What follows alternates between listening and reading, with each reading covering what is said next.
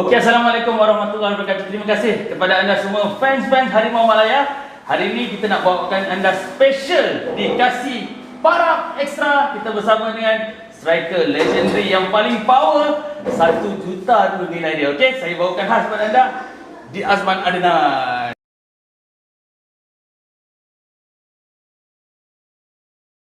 Kita sebenarnya ramai pemain yang berbakat, cuma tak diketengahkan. Sebab kita dapat lihat semua kelab dekat Malaysia ni guna import. Jadi pemain-pemain pelapis ni yang Piala Presiden, bila diorang nak naik tu kan, sebab Piala Presiden dia main striker, bila dia nak naik tu peluang untuk mereka main tak ada. Sekarang saya nampak terarah lebih kepada flanker yang cepat naik. Sebab penyerang boleh kita lihat banyak kelab-kelab yang main Liga Super ke Liga Premier tumpukan kepada pemain import. Jadi pemain tempatan tak ada kan. Ini perlu akui lah, perlu saya sendiri akui lah, pandangan saya lah kan. Sebab apa? Bila kita guna import striker, bila masuk untuk national team kita tak ada penyerang. Memang tak ada penyerang. Sebab apa? Semua kelab guna import. Jadi penyerang tak ada. Padahal kita ada anak-anak tempatan yang baik. Bukan tak ada, ada. Cuma tak diberi peluang. Itu saja.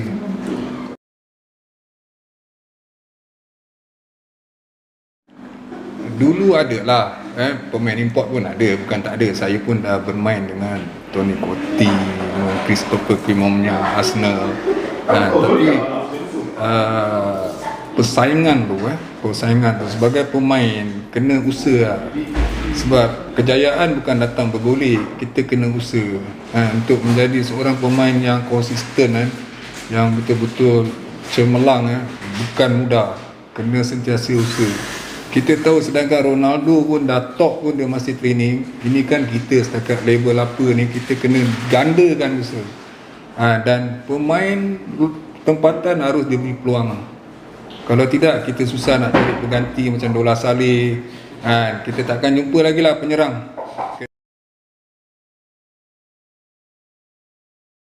Tak, sebenarnya ada import, ada baik dia. Dia ada pro and kontra lah. Sekarang bergantung kepada pengurusan dan pemain sendiri.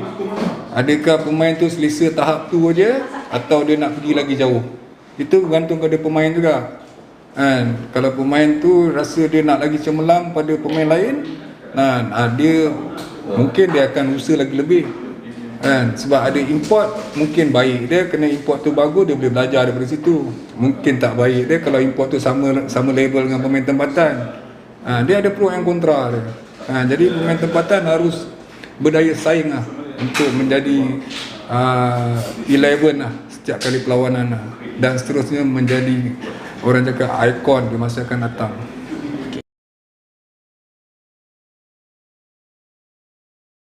Okey, kalau kita nak guna coach import lah, sebelum kita guna coach import, pemain kena jadi macam import lah.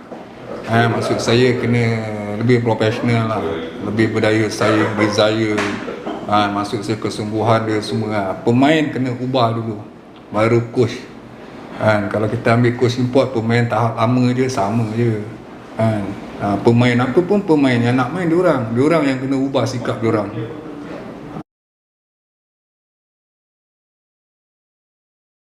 Coach import ni tak nafikan psikologi diorang memang pandai lah. Diorang memang banyak main reverse psikologi tau. Memang bagus. Dia pandai tackle players, macam mana nak bagi mood players naik.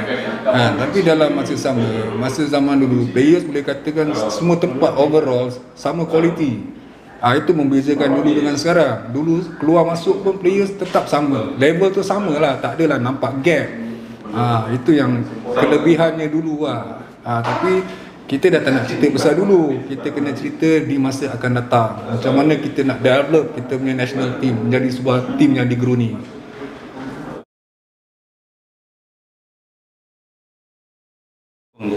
Okey, kalau nak ikut fan kan, dia nak cakap apa, dia cakap lah. Sebagai peminat, abang pun sama, abang peminat sekarang ni kan.